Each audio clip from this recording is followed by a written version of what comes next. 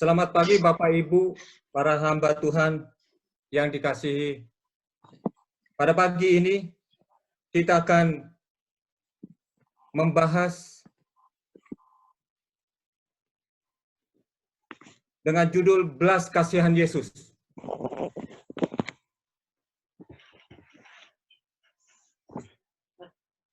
Ayatnya terdapat di dalam Mazmur 116 ayat 5, berbunyi demikian. Tuhan adalah pengasih dan adil, Allah kita penyayang. Kalau di dalam terjemahan bebas dari bahasa Inggris dituliskan sesuai yang dituliskan dalam pelajaran kita di dalam 100 hari berdoa. Tuhan itu pengasih dan adil, Tuhan kita penuh belas kasihan. Saudaraku yang kasih, kita akan membahas tentang belas kasihan Yesus. Apa itu belas kasihan? Bila mana kita melihat definisi dari arti dari belas kasihan, welas asih atau kepedulian adalah emosi manusia yang muncul akibat penderitaan orang lain. Lebih kuat daripada empati, perasaan ini biasanya memunculkan usaha mengurangi penderitaan orang lain. Saudaraku yang kasih dalam Yesus Kristus, di dalam Kolose 3 ayat 12, ini merupakan definisi dari belas kasihan. Menangis bersama yang menderita, merawat luka-luka orang yang miskin dan memperhatikan kehidupan mereka, membela orang lemah, dan dengan berapi-api terjun bersama orang yang tertekan dalam memperjuangkan keadilan. Saudaraku yang kasih dalam Yesus Kristus, itulah arti dari belas kasihan, peduli kepada orang lain.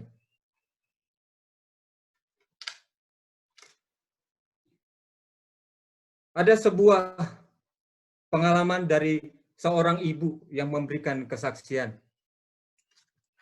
Kesaksiannya seperti ini.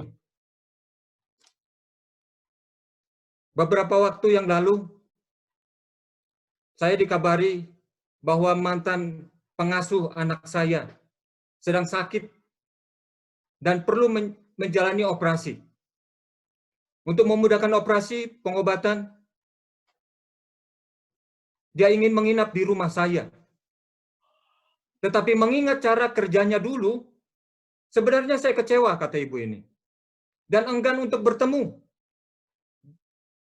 Jangankan menginap di rumah saya, bertemu pun saya enggan. Dan bahkan dia meminta untuk tinggal berapa waktu lamanya. Tapi ibu ini berdiskusi dengan suaminya, dan ketika dia berdiskusi dengan suaminya, sudut pandangnya diluruskan.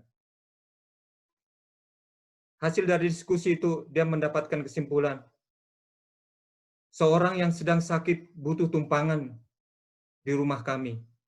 Masa saya tega menolaknya? Dan pada hari yang ditentukan, ibu ini bersama dengan suaminya menjemput mantan pembantunya ini, ya, asisten rumah tangga di stasiun bus, dan ibu ini sangat terkejut melihat kondisi mantan asisten rumah tangganya ini. Kurus, pucat, lemah, dan dia sangat terenyuh melihatnya. Dan ketika dia menyambut mantan asisten rumah tangganya ini, dalam hatinya muncul, ternyata hati saya miskin belas kasihan. Dia baru sadar siapa dirinya yang sebenarnya. Saudaraku yang kasih dalam Yesus Kristus, adalah kecenderungan manusia untuk memperlakukan orang lain sebagaimana orang tersebut memperlakukannya. Artinya, kalau dia baik, kita pun baik padanya. Namun kalau dia jahat, kita ingin membalas berlaku jahat juga. Sekali-sekali harus diberi pelajaran, biar tahu rasa. Begitulah kira-kira luapan kekesalan yang sering kita dengar, bahkan yang kita dengar dari diri kita sendiri dan dari orang lain.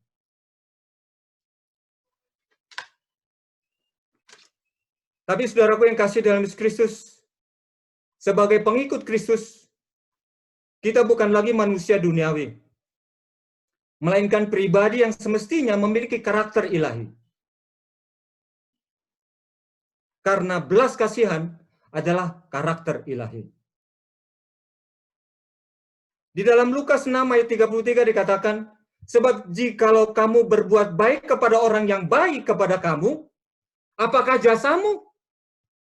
Orang berdosa pun berbuat demikian.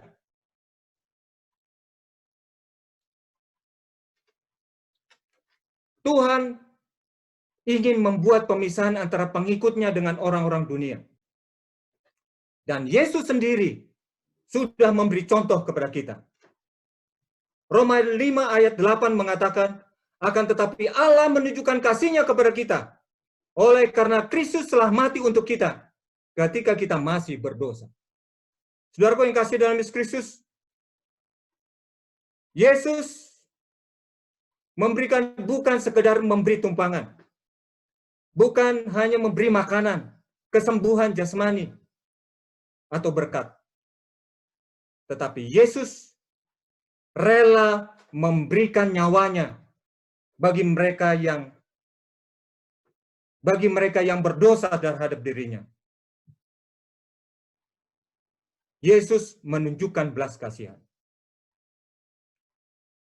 Tanpa belas kasihan, tidak mungkin Yesus sanggup melakukannya. Saudaraku yang kasih dalam Yesus Kristus, sebagai orang Kristen kita sering beribadah dalam gereja, di gedung gereja yang sudah ditahbiskan. Namun Tuhan lebih senang kalau kita mengaplikasikan ibadah itu lewat tindakan nyata dalam kehidupan sehari-hari. Yesus tidak hanya berkhotbah di depan publik, tetapi turun dan melayani langsung orang-orang yang membutuhkannya. Bahkan terkadang dia harus mengesampingkan urusan pribadinya demi membantu orang lain. Alkitab memberikan contoh.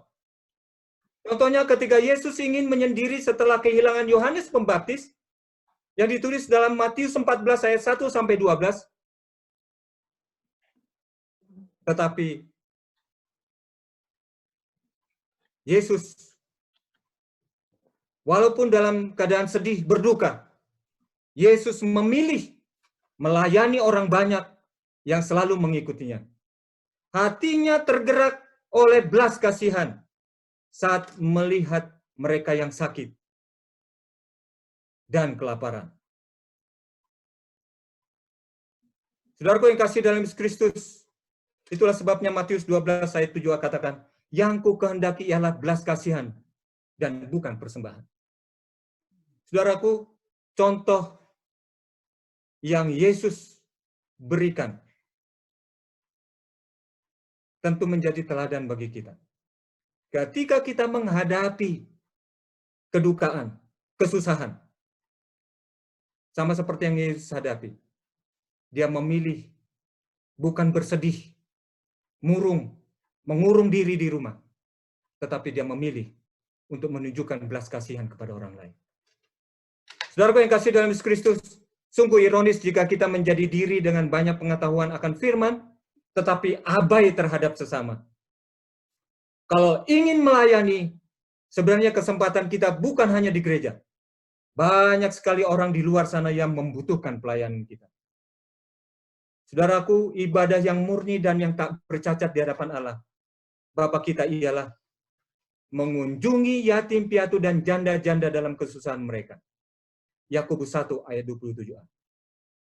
Memperhatikan yatim piatu, janda-janda,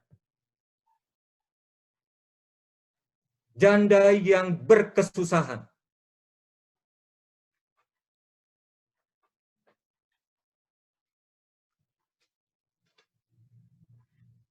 Kembali kepada cerita ibu tadi.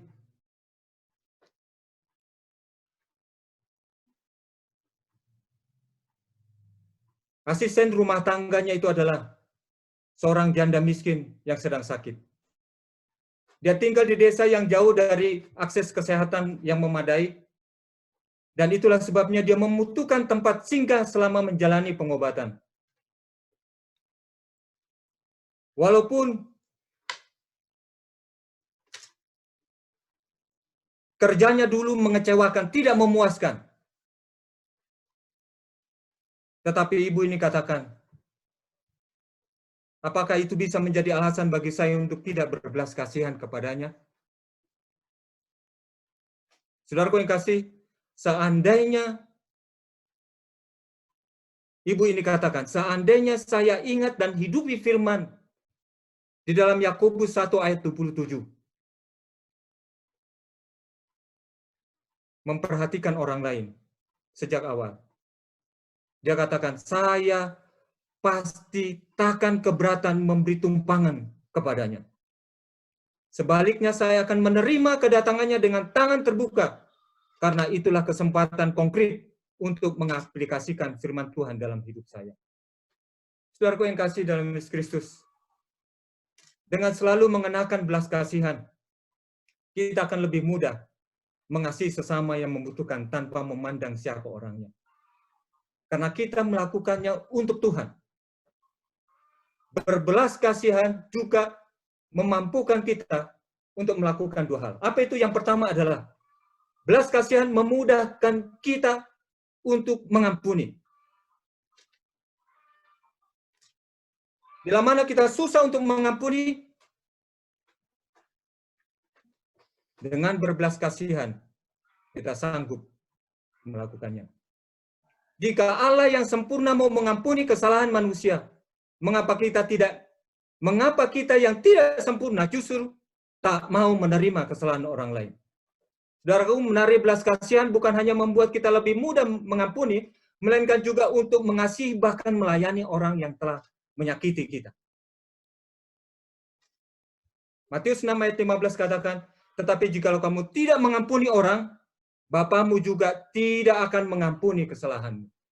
Saudaraku, mengampuni orang sangat penting.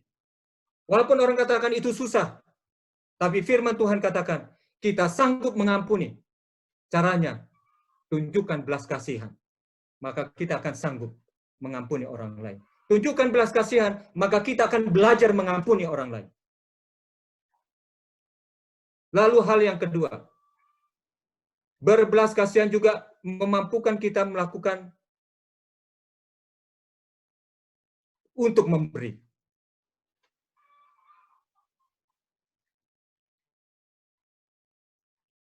Jangan hanya mengatakan kasihan ya, tetapi tidak berbuat apa-apa. Rambutnya panjang ya, tapi tidak melakukan apa-apa. Atau kita sengaja menutup diri agar tidak dirugikan. Saudaraku yang kasih dalam Yesus Kristus, sadari bahwa apa yang ada pada kita saat ini bukanlah milik dan hak kita semata. Bisa jadi ada orang di luar sana yang membutuhkan pertolongan, dan Tuhan menjawab doanya melalui diri kita. Saudaraku yang kasih dalam Yesus Kristus, saya meyakini bahwa masing-masing kita sudah sering berbuat baik. Tapi apakah itu sudah diliputi dengan belas kasihan? Tentu kita belajar. Terus belajar bagaimana menunjukkan belas kasihan kepada orang lain. Sama seperti apa yang Yesus telah tunjukkan kepada kita ketika dia berada di dunia ini. Saudaraku, saya sendiri menyadari bahwa saya pun sedang belajar dan terus belajar untuk memiliki belas kasihan. Satu hari, ada seorang ibu guru PAB datang kepada saya. Kami bertemu di PAB, persis di gerbang, dan mungkin salah satu guru itu yang bertemu dengan saya itu ada hadir pada saat ini dalam renungan Zoom ini. 100 hari berdoa. Dia katakan, Pak Pendeta, ada loh seorang anak, dia sebut namanya, dengan tubuhmu, namanya Frankie Pasaribu. Ketika itu kami mengembalakan jemaat di Kiara Condong. Lalu saya katakan, oh iya, dia berencana mau kuliah di UNAI, tapi begini segala macam, ya dia belum punya uang. Oke, suruh saja datang ke rumah, saya kasih alamat, dia datang, singkat cerita, dia tinggal, dia panggil saya Uda, lalu saya telepon orang tuanya memastikan bahwa memang dia dia punya keluarga, dan paling tidak saya punya satu keyakinan bahwa anak ini adalah anak yang baik. Dia belum Advent. Lalu dia tinggal di rumah, lalu saya tanya, apa hobimu? Apa kira-kira rencanamu? Saya mau kuliah udah ke UNAI. Katanya di UNAI bisa kuliah tanpa biaya. Dalam hati saya aja susah kuliah.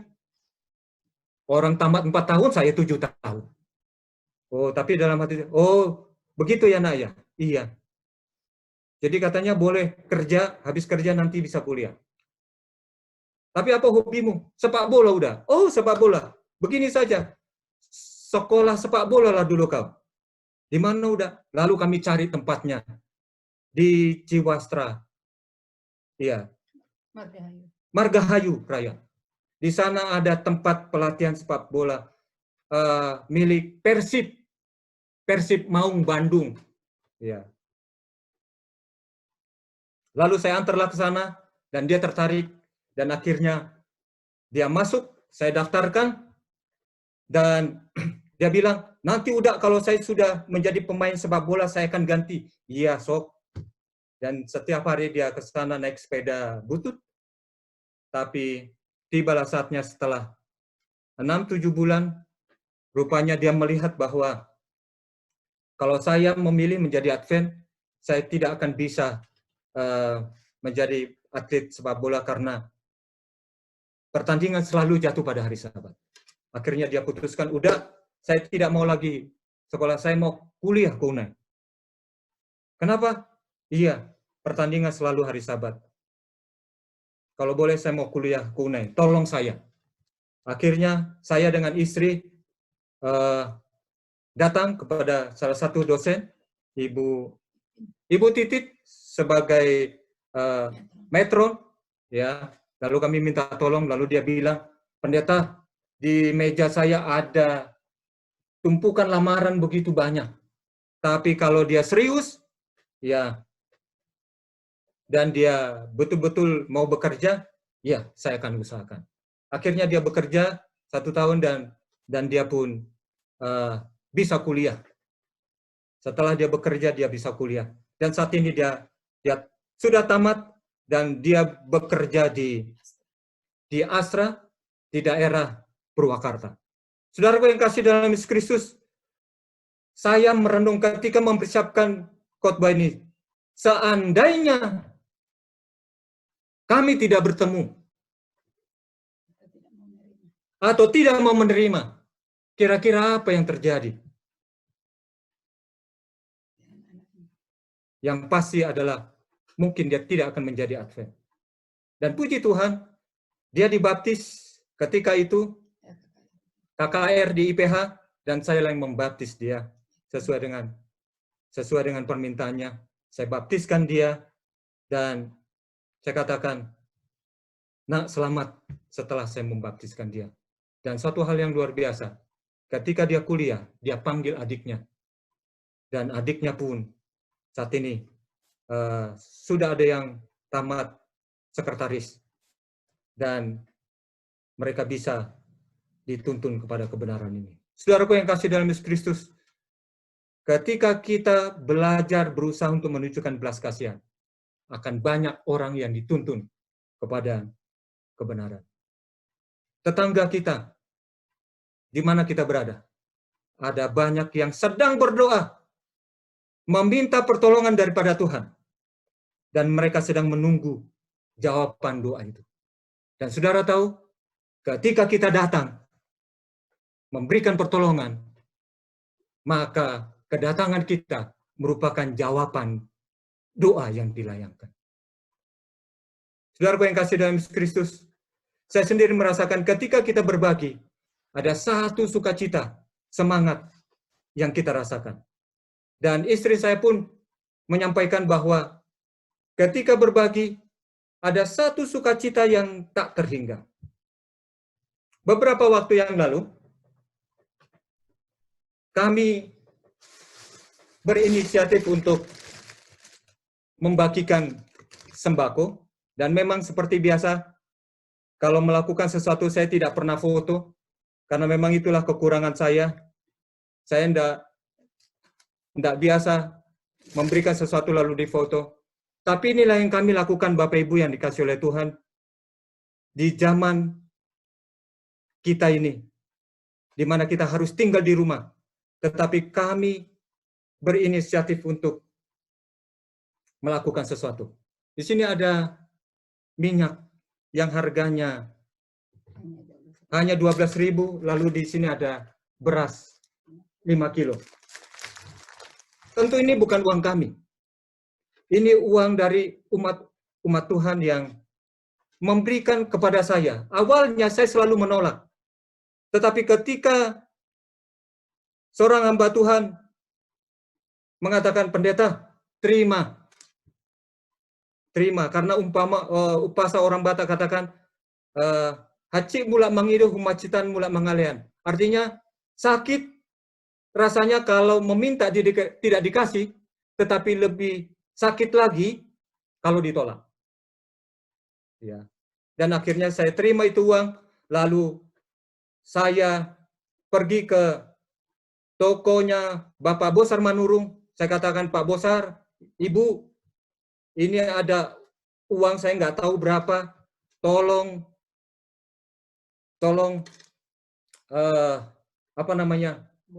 buat 5 kilo. Untuk apa, pendeta? Untuk membantu tetangga dan anggota jemaat kita yang membutuhkan.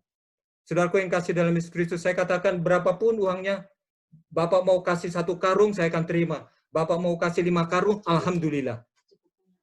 Sesuai dengan uangnya. Lalu dia bungkus lah ini 5 karung 1 bungkus. Dan 5 bungkus 1 karung.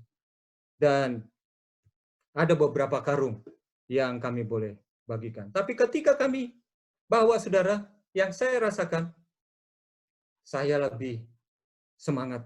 Dan Bapak saya menemani kami. Menunjukkan orang-orang tua yang sangat membutuhkan. Dan ada seorang bapak yang selalu lewat dari samping rumah kami, mencari kardus. Lalu saya bilang, "Ma, tadi dikasih nggak beras?" "Oh iya, lupa." Lalu akhirnya istri katakan, "Di mana ya rumahnya?" Saudaraku yang kasih dalam Yesus, ketika kami jalan, ditemani oleh Bapak, akhirnya kami bertemu dengan Bapak ini. Rupanya 2 hari dia tidak datang lewat rumah kami oleh karena dia sakit. Saya sangat bersyukur. Saya rasakan Tuhan luar biasa menunjukkan orang yang kami cari beberapa hari ini. Saudaraku yang kasih dalam Yesus Kristus, 1 Yohanes 3:17 katakan, barang siapa mempercayai harta dunia dan melihat saudaranya menderita kekurangan, tapi menutup pintu hatinya terhadap saudaranya itu, bagaimanakah kasih Allah dapat tetap di dalam dirinya?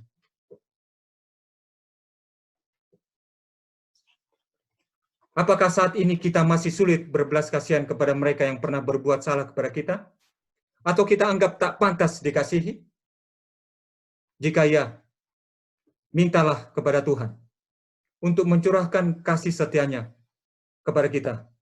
Belas kasihan Allah akan menuntun kita sehingga mampu melakukan tindakan kasih kepada mereka yang membutuhkan. Saudaraku yang kasih dalam Yesus Kristus,